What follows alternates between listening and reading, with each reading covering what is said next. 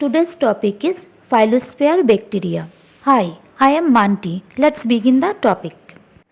Phylosphere refers to the aerial region of the plants where microbes colonize.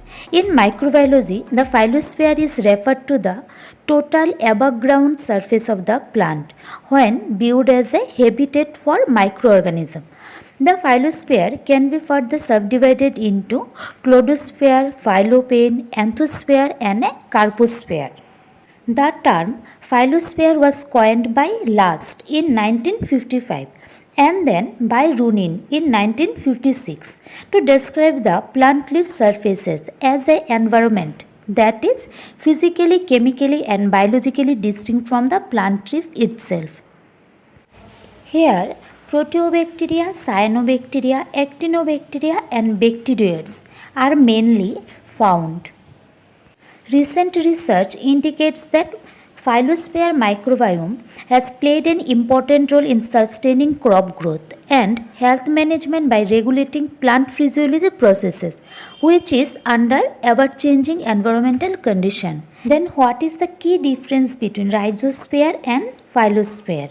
The key difference is that rhizosphere is the region of soil surrounding the plant root, which is under the influence of root exudates and is associated microorganism, while phylosphere is the surface of the above ground plant parts that provide habitat for the microorganism. Rhizosphere is the zone of soil which is influenced by the presence of plant roots. In the microenvironment, there is an important interaction between the plant, soil, and the microflora, which promotes plant growth. Rhizosphere microbial community varies from plant species to species based on the soil type. It mainly consists of plant growth promoting, that is, rhizobacteria and mycorrhiza are helpful. Therefore, rhizosphere microorganisms should be main focus to achieve success in nutrient management in soil. Phylosphere is the above ground plant part surfaces that provide habitats for microorganisms. Generally, phylosphere is the term that refers to the microorganism which inhabits the plant surfaces. But in deep sense, this term refers to the total above ground surfaces of plant growth microorganism. So, this phylosphere has some subdivisions based on their plant parts. They are cladosphere, which is for stem part, phylloplane, which is for leaves, anthosphere, which is for flower, and a carposphere, which is for fruits. So, phylosphere is mainly inhabited by bacteria, yeast, and fungi. Their adaptation to changing sunlight, temperature, and moisture are high. However, the population densities of the phylospheric microbes differ with the age of the leaf. For example, higher population can be seen near the meristematic tissues. In rhizosphere region, mostly aerobic and anaerobic microorganisms are seen, but in phylosphere only aerobic microorganism is seen. Rhizosphere has a role in biogeochemical transformation, but phylosphere has no role in biogeochemical transformation. So these are the differences between rhizosphere and phylosphere. Next is about the similarities between rhizosphere and phylosphere. Rhizosphere and phylosphere are two regions where plant and microbes interact with each other. Then both the regions are beneficial to plant since plant growth promoting microorganism can inhabit in them. Moreover, this region promote plant growth by producing plant growth hormone and protecting plant against pathogens. So, the summary of the rhizosphere and phylosphere are that rhizosphere is a region of soil that surrounds plant root. The microorganisms that inhabit this area are under the influence of plant root exudates. Moreover, most rhizospheric microorganisms are plant growth promoting bacteria and mycorrhiza. They enhance plant growth. On the other hand, phylosphere refers to the total above ground surface of the plant inhabiting microbes or epiphytes. Phylospheric microbes live under the influence of leaf exudates. So, this summarizes the difference between rhizosphere rhizosphere and phyllosphere. Both rhizosphere and phyllosphere microbes are beneficial for the plant. Moreover, they make nutrient available to plant, control pathogen and can improve disease resistance. So this is all about rhizosphere and phyllosphere. Next is about the leaf surfaces as a microbial habitat. Phylospheric microorganisms do not show direct involvement with the plant growth and for function, but some are beneficial while some are pathogenic. Beneficial microbes enhance the plant growth by producing plant growth hormone and can protect the plant from pathogens. Further, pathogenic microbes that are on the plant become a cause of food poisoning and transmission of plant disease among plants. The leaf surface has long been considered a hostile environment for bacterial colony. The leaf surface is exposed to rapidly fluctuating temperature and relative humidity, as well as repeated alternation between presence and absence of free moisture due to rain and dew. The leaf also provides limited nutrient resources to bacterial colony, while other habitats probably offer more extreme condition of desiccation or temperature. They may not be subject to such rapid and extreme fluctuation in these several physical conditions.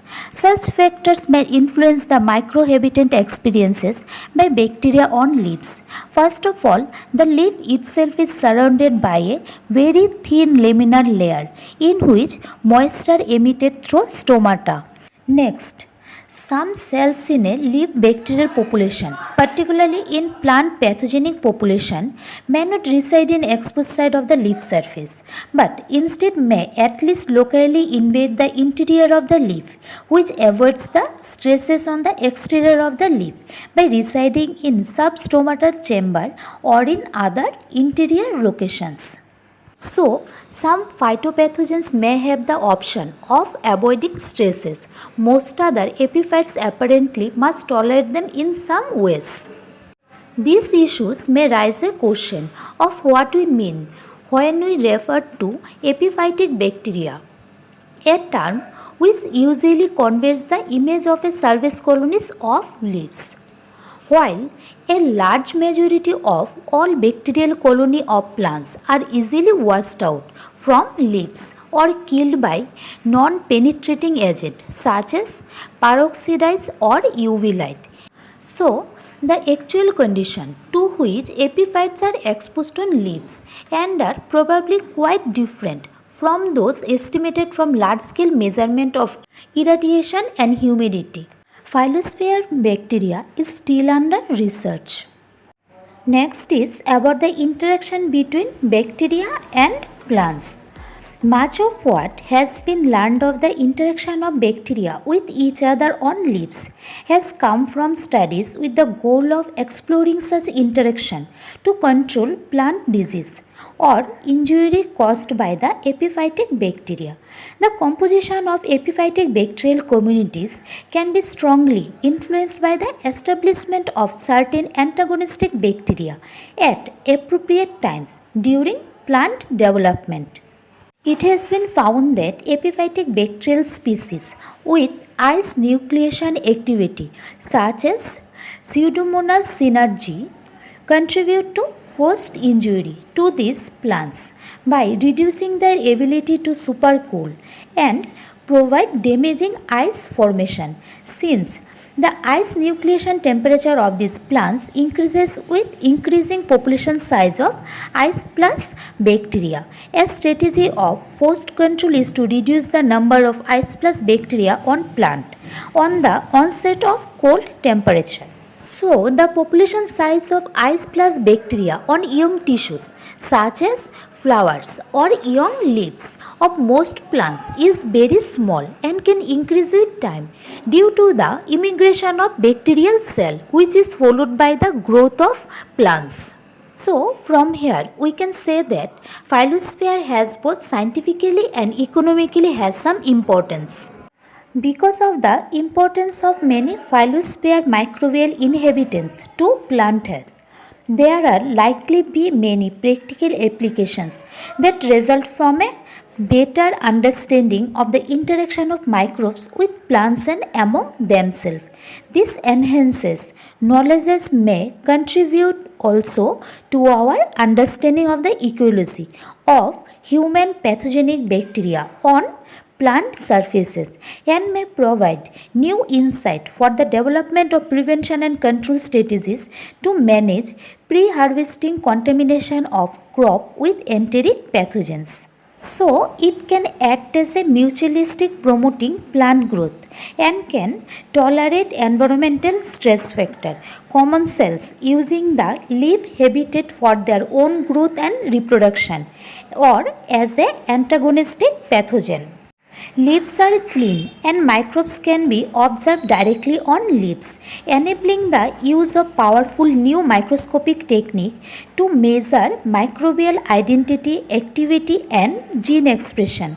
To test models of microbial behavior, we can easily change the nature of the habitat condition of the plant on which bacteria live by genetically altering plants. Plants can be readily grown without epiphytic microbial communities. It can allow us to readily manipulate their inhabitants, while communicating can be made as simple or complex as needed by simple inoculation. In addition, important microbial processes such as immigration and ecological model such as island biogeography can be readily explored in epiphytic bacterial system.